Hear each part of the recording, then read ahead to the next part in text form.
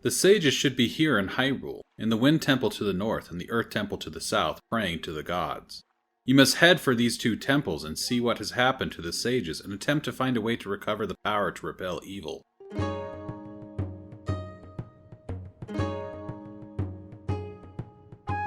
This is Legendary Adventures, a Legend of Zelda playthrough podcast. This week we're starting the second act of The Wind Waker. We'll gain new elemental powers, discover a new sage, and venture deep into the Earth Temple to grant new strength to the Master Sword.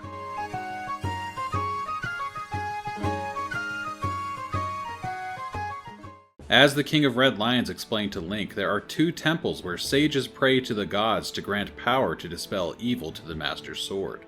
The entrances to each of these temples are sealed shut. The Wind Temple to the north is on Gale Island, where gusts of wind repel all who approach. The Earth Temple to the south is on Headstone Island.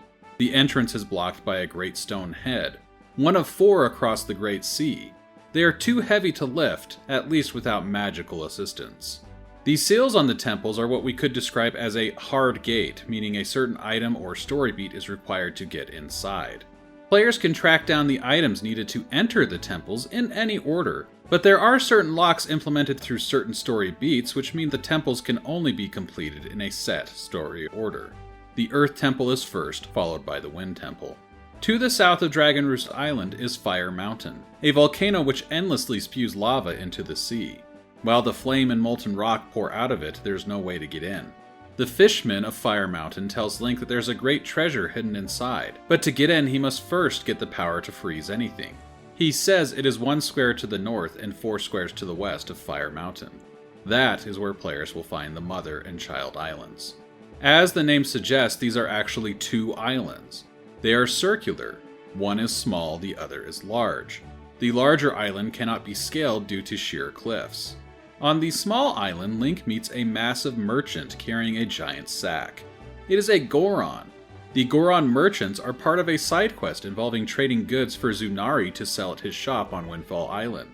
They are a late addition to the game. In the Japanese guidebook translated by Glitterberry's Game Translations, design manager Yoshiki Haruhana said, "We didn't originally intend to include the traveling merchants in the game. Once development reached its peak, the plans materialized for the inclusion of the merchants." Someone said, "The Zora and Kokiri are in the game, so why not the Gorons?" And so it was decided. The Goron merchant says he detected there was something of value here at the Mother and Child Islands, but he can't get over the great stone wall of the Mother Island. The Fishman says the Mother Island is home to a beautiful fairy, but the only way to meet her would be to ride a whirlwind and drop inside the rock perimeter from the sky above. There are 2 wind gods who reside on the Great Sea. We met one, Zephos, at Dragon Roost Island. He warned us his brother Cyclos was making cyclones to torment humans because he was upset that his monument at Dragon Roost Island was destroyed. As players sail the Great Sea, they will occasionally come across a massive cyclone circling in the waters. I'm not sure if these are the only locations, but they seem to frequently appear at the Northern Triangle Island, Shark Island, and the Mother and Child Isles. If Link gets caught in the windstorm, Cyclos appears. The King of Red Lions is then slowly pulled into the cyclone. If Link is unable to defeat Cyclos before reaching the center of the storm, he will be transported to another location on the Great Sea. It is a mini-boss fight, but the consequences for losing aren't too severe. Only one weapon can damage Cyclos, the bow and arrow, meaning players should do their best to avoid him before getting the bow in the Tower of the Gods. After 3 hits with the bow, Cyclos dissipates the storm, and congratulates Link on his skill at being able to see him through the cyclone. He then teaches Link the Ballad of Gales. This song is the game's fast travel system. Link can travel to 9 locations. 8 of those are functional for traveling across the Great Sea. They are all at or near important islands, and frequently visited locations including Windfall Island, Outset Island, Dragon Roost Island, and the Tower of the Gods. The 9th location is the Mother and Child Islands. When Link uses a cyclone to travel to this location, he's dropped inside the wall of the Mother Island. Inside, Link is greeted by the Fairy Queen. The great fairies of the Wind Waker are otherworldly, with 4 arms and no visible legs. The Fairy Queen is something different, however. She appears as a young girl, perhaps the same age as Link. She holds a doll in her hand. The doll is in the shape of a great fairy. An off-kilter arrangement of the Great Fairy theme accompanies her strange appearance. The music has a carnival-like atmosphere.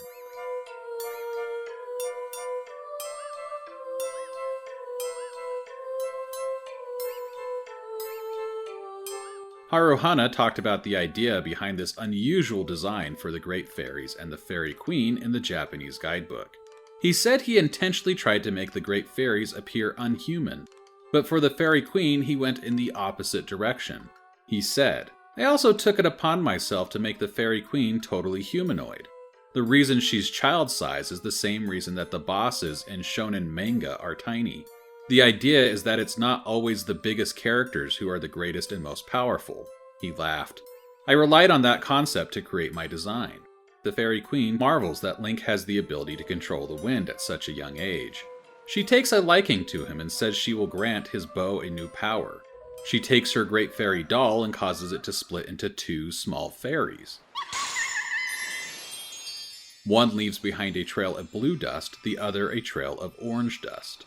The fairies circle around Link and then fly into his chest, granting Link the ability to shoot fire and ice arrows from his bow. The Fairy Queen departs, noting that Link is just her type. Link blushes and the King of Red Lions gives him a look. Returning to Fire Mountain, Link shoots an ice arrow into the volcano. The lava and fire are instantly cooled. The mountain is safe enough to enter, but Link has only 5 minutes to get in and get the treasure, or the lava will start to flow again. The interior of the volcano is pretty straightforward. Players have to jump across a series of platforms to cross a pool of lava and defeat a pair of magtails to make a treasure chest appear. There are also bats in the volcano. I cleared them out as well. Inside the chest are the power bracelets. With the bracelets, Link can lift large stone heads, called Stone Watchers, and move some large objects. There is one Stone Watcher just to the east of the chest to ensure players know they can now lift these stone heads. This allows players to immediately return to the volcano entrance. A number of bats spawn in after the treasure is collected, but the timer stops and the volcano will never spew lava again. Returning to Headstone Island, Link tosses the massive Stone Watcher aside and then ventures in. He isn't able to travel far. A massive stone tablet serves as a second lock on the dungeon. There is a song for the Wind Waker on the tablet. It is the Earth God's lyric.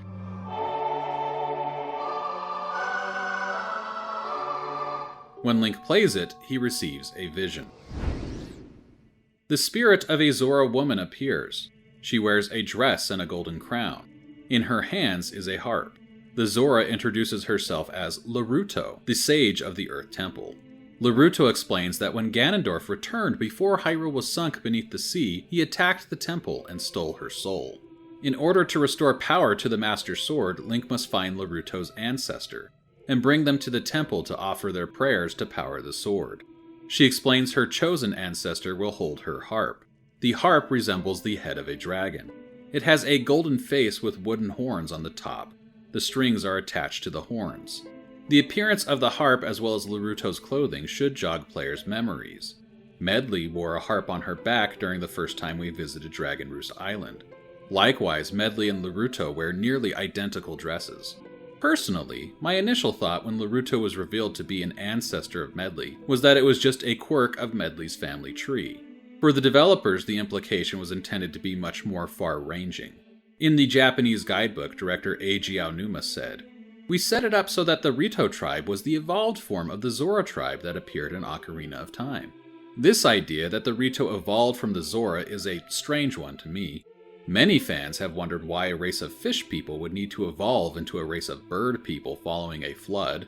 There are varying theories that fans have presented, from the water conditions not being right for the Zora to the gods forcing the change on the Zora to prevent them from finding the sunken Hyrule. I did not come across any further explanation from the developers."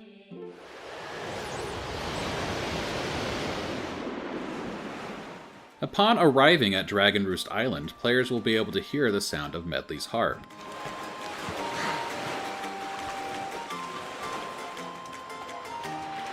Players can find her by traveling to the second floor of the Rito village and heading outside through the door next to the mail sorting desk. The grappling hook is needed to reach her exact location. When Link greets her, he gets an update on how Prince Kamali is doing. Medli also explains that playing music is part of her job as an attendant to Valu, which is why she is practicing. When Link takes out the Wind Waker, she asks him to conduct her. Link plays the Earth God's lyric.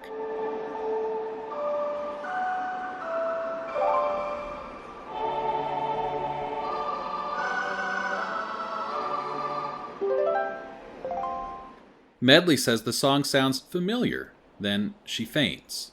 A vision of Laruto appears before her. Laruto teaches her a song. Players should recognize it as an arrangement of the title theme of the Wind Waker. It's also the song offered in prayer to power the Master Sword.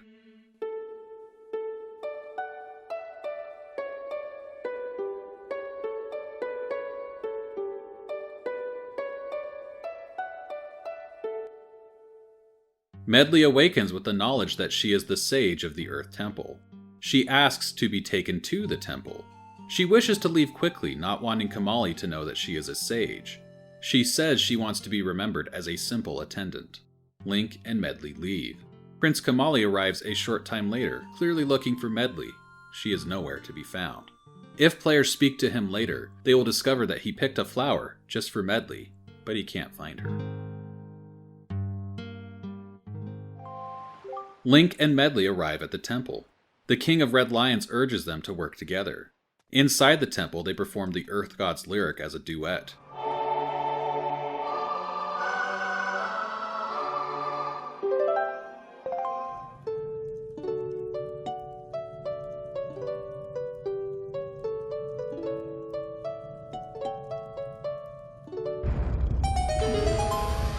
The stone tablet cracks in half before crumbling. The pair head in and drop through a hole in the ground to enter the temple. The Earth Temple is a death-themed temple. It has a gray stone look, invoking a tomb or crypt. There are skulls and coffins throughout.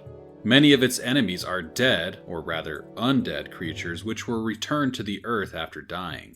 But inside the walls of the temple, they rise again. The music is appropriately dark, with a steady drum beat, didgeridoo, and a melody that plays on low synth strings, punctuated by a flute or wind instrument of some kind.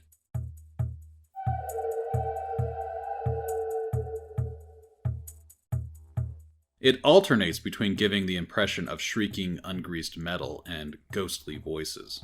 The Earth Temple spans 3 floors, a ground level floor and 2 basement levels. It's divided into 3 clear sections, with each floor comprising 1 section. The dungeon represents an expansion of the idea hinted at with the statues which Link possessed and moves to travel through the Tower of the Gods. Medli is Link's companion through this entire dungeon. Like the statue, she can be called and will follow Link. Come on! Link can also pick her up, carry her, and use the command melody to control her. In the GameCube version, players need to carry Medli through doors, otherwise she will get stuck on the other side. In the HD version, I generally carried Medli through force of habit, but I discovered that Medli will follow Link through doors as long as he has called her and she is following him. According to scriptwriter and event planner Mitsuhiro Takano and Eiji Aonuma, the concept for this dungeon was one of the earliest developed for the game. Takano said, "The dungeon mechanism existed before Medli's character ever did. And by that I mean we already had an idea for Link to enter a dungeon carrying another character, and the two cooperating in order to solve puzzles. One of the things that Aonuma requested was for the character to be able to fly. At the same time though, he didn't want them to be able to fly too well," he laughed. "The dungeon would be too easy to clear if the character could just fly around unhindered. But naturally, we figured some players would be upset if they went to all the trouble of carrying around a character, only to find out they couldn't even fly. After a lot of worry, we finally decided a half-human Rito character would probably be best." Aonuma added, "We also had a design for a Rito tribe that would be too fat to fly. I think we were right to go with Medli though." He laughed. Link and Medli can fly a short distance when Link holds her above his head. Medli can also briefly fly when Link possesses her. Medli's ability to fly is limited by a stamina meter. She drops to the ground when stamina runs out, but it refills the moment she touches the ground. Medli's ability to fly is used fairly frequently in this dungeon, but it's her other ability that's the true focus of the dungeon. Medli's harp reflects light. Light-reflecting puzzles were introduced in Ocarina of Time in the Spirit Temple. They were also part of Majora's Mask in the Ikana region. If memory serves, light-reflecting puzzles disappeared following the Wind Waker, only recently making a comeback with Tears of the Kingdom. The light puzzles are introduced in the third room of the dungeon. A shaft of light shines down from a ceiling. Purple choo-choos make their first appearance in this room. This version of the monster cannot be damaged with a sword or other weapons, but they turn to stone when light touches them. Link can then smash them with the skull hammer. Link must clear the room to advance. Players can use Medli's harp to shine a light on an invisible treasure chest to get the map. The fourth room is the main room of the first segment of this dungeon. There is a large statue which resembles a Re-Dead with sun and moon symbols in its eyes. Players need to shine light into both eyes at the same time to move forward, but they won't be able to until Link has a way to reflect light as well. The statue has a mist around it which will curse Link and prevent players from using their weapons. The mist can be dispelled with light. Using the command melody, players can have Medli reflect light using her harp towards the mist. She will hold the position that players set her in when they return control to Link. Players need to dispel the mist and then use the skull hammer to hit a switch in order to head south and get a key. Floor Master enemies are introduced after the key is obtained. Like the Wall Masters of past games, they can grab players and carry them back to a previous location. In past games, Wall Masters often carried players back to the start of the dungeon. In the Wind Waker, they generally just carry them back a few rooms. They can also grab Medli if players aren't careful. I never had one carry Medli away during my playthrough, but if they do, they will deposit her in a cage above the statue room. Medli can escape the cage by flying. If two Floor Masters are near each other, they will grab Medli and they will play a game of monkey in the middle with Link in the center. After getting the key, players head back across the statue room and to the north. This path is a loop through 5 or so rooms. As players advance, they will use light to turn purple choo-choos to stone, and then use the monsters to weigh down floor switches to create a staircase. Reflecting light can be used to destroy walls marked with a swirling nautilus shell-like design. It's also used to destroy elephant statues. Players will destroy both walls and statues in order to slide a few blocks around one room to make a treasure chest appear and to open the path forward. Light is also used to fight another new enemy introduced in this dungeon, the ghosts known as Poes. In the Wind Waker, Poes cannot be damaged until light is shown on them to make them solid. Then Link can hit it with his sword. The Poes attempt to possess Link, and they will die after a short time if they manage to do so, meaning that players can alternatively just let themselves get possessed. But it's really only safe to do so when there aren't other enemies around, because when he is possessed, Link's controls become scrambled. On an upper level of the third room of the loop, players reach 2 doors. One is locked, the other unlocked. The unlocked door holds 5 coffins in a pit. The coffin on the south side of the room holds a key. Re-Deads are in 3 other coffins and must be defeated in order to lower a ladder and leave the room. Through the locked door, players face the mini-boss.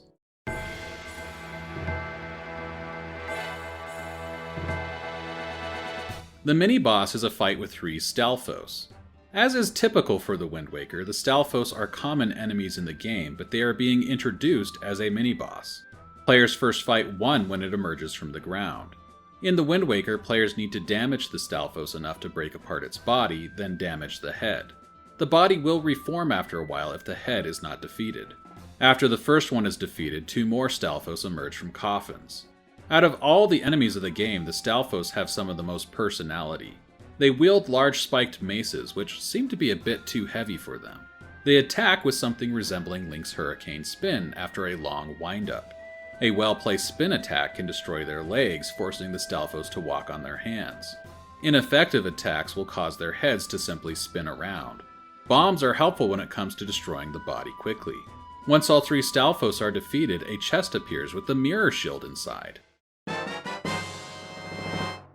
Backtracking to the third room, players can use light to open a path to return to the statue room, closing the loop.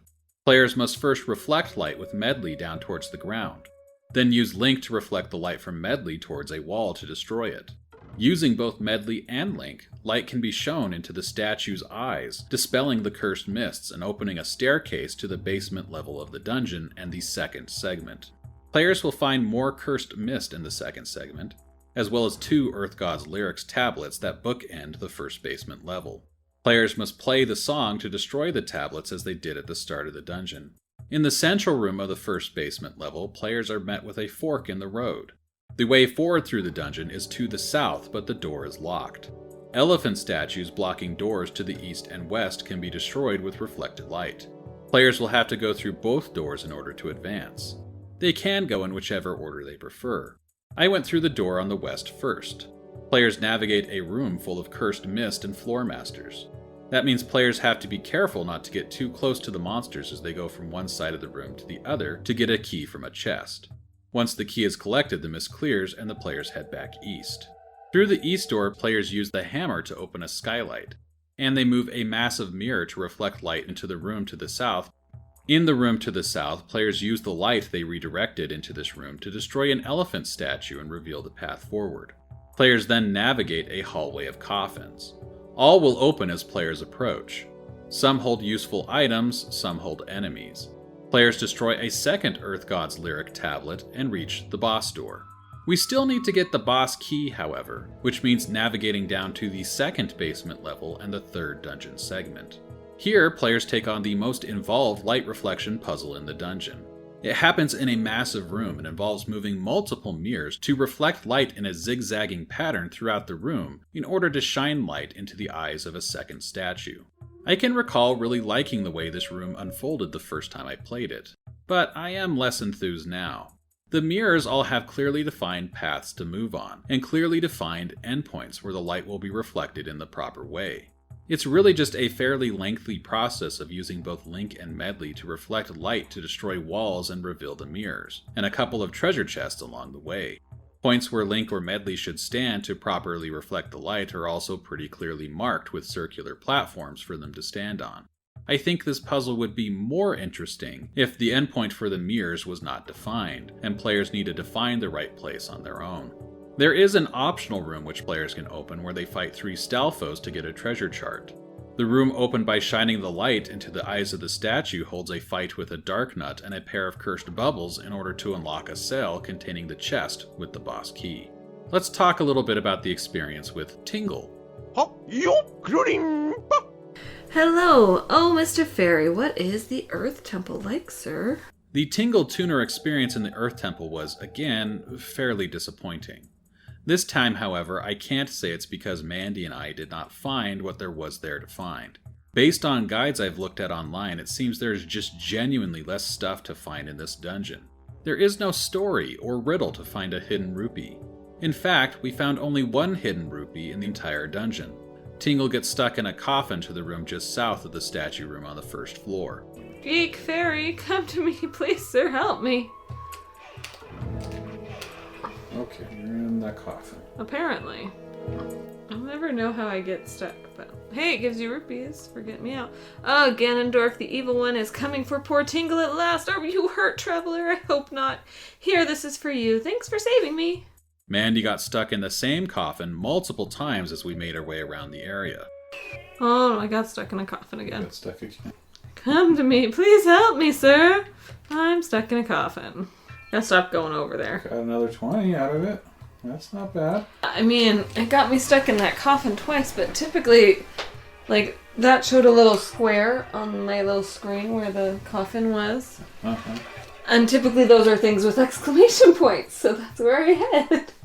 Oh, I gotta go there. You know, it did something still. Yeah. Mandy did discover that Tingle can target enemies. When I pushed my R button, that time it let me go to you. No. Sometimes when I push my R button, it's not going to you, it's going to the next bad guy. Oh! It could go to a bad guy and that way I can bomb them. Oh, goodness. This took me so long to figure out. I'm sorry, guys. I didn't know that. Yeah, but you haven't been playing as Tingle. You probably would have figured it out. I was noticing that it has like the R, and in the one corner it says Link, and then when I'm on you, it'll usually say, like, it'll usually have a demon over there. Tingle has often suggested using bombs to fight enemies, but we never found it very effective because Mandy had a hard time lining up with the enemy in time to hit it. That is until this dungeon.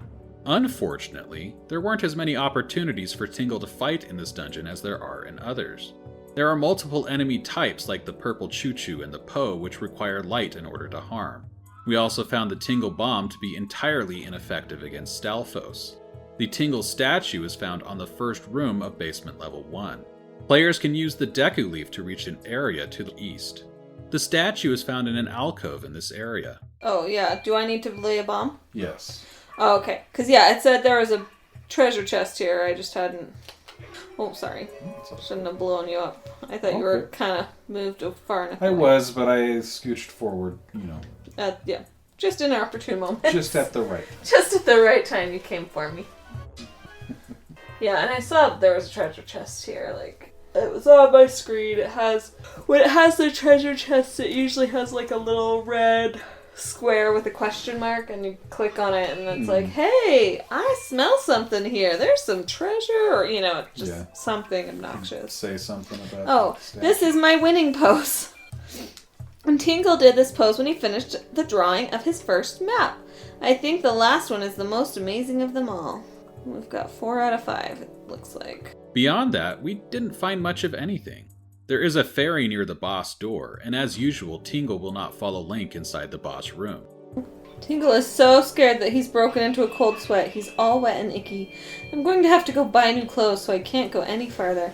They should cost about 398 rupees. Did he steal money from you? I was worried. No. I don't think he did. No, but that's how much he charges. So you have to bring maps to him to find where the Triforce is. Oh, okay. They're maps that you can't read. Mm-hmm. He has to interpret them for you, and he charges 398 98 for them. for each So you get the reference? Yeah. That's fun. Yeah. Apparently he's in a cold sweat, so he will not be joining you at this moment. All in all, this venture with the Tingle Tuner was disappointing.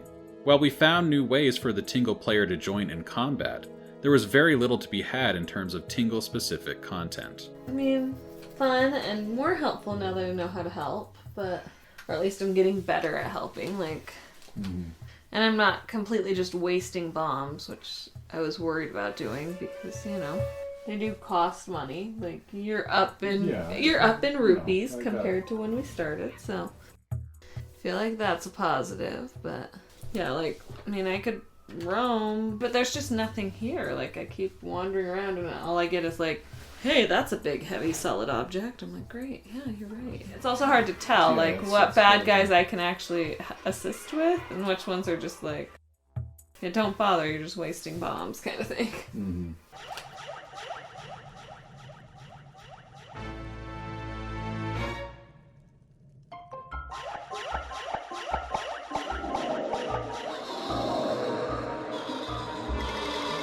The boss of the Earth Temple is Jalhalla, a ghostly mask which when it joins together with several Poes turns into a giant fat Poe. The music for the boss features a frantic ostinato on bells. The melody gives off sort of a creepy carnival vibe, with discordant notes regularly punctuating the phrases.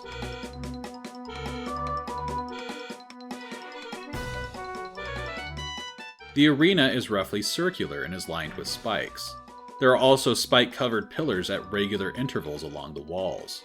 Jalhalla will try to crush Link by flopping down on top of him. Link will act as if he is possessed if that happens. The boss also tosses fireballs, shoots a stream of flame, and will try to blow Link into the spiked walls. There are shafts of light around the room. Link can reflect the light into the ghost to make it solid. It will then fall to the ground. He can lift it and hurl it into a spiked column. This causes the Poes and the mask to break apart. Link has a limited time to take out as many Poes as he can. Up to 5 can be destroyed in one round. In past playthroughs, I've often used the Hurricane Spin to take out the Poes. But in both my playthroughs for this podcast, I neglected to get it before venturing into the dungeon. The Hurricane Spin is acquired by giving 10 Knight's Crests to Orca on Outset Island. It's a massive spin attack that lasts for several seconds. Link is usually dizzy after using it, but the dizzy phase lasts about as long as it takes for Jalhalla to reform after 5 Poes are destroyed, so there's no downside to it in this fight. As the fight begins, there are multiple stationary shafts of light to use. By the end, there will only be a single moving shaft of light available for the player to use against Jalhalla. When all the Poes are destroyed, the mask attempts to flee, only to be caught in a shaft of light and destroyed, leaving behind a heart container.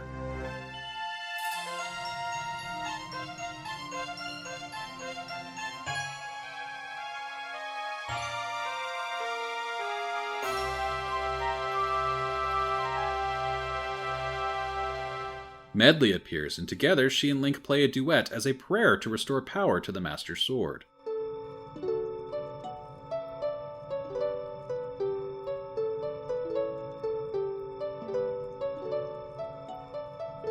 As they play, the spirit of Naruto joins them.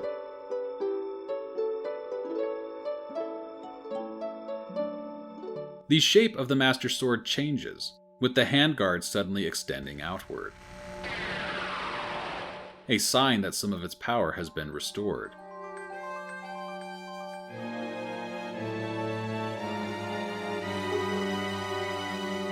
Medley remains behind to continue to pray, while Link goes on to awaken the next sage. That's next week's episode. If you haven't already and you want to follow along, please subscribe. If you've already subscribed, thank you, you're awesome. I'm Paul Riley, and I will see you next week.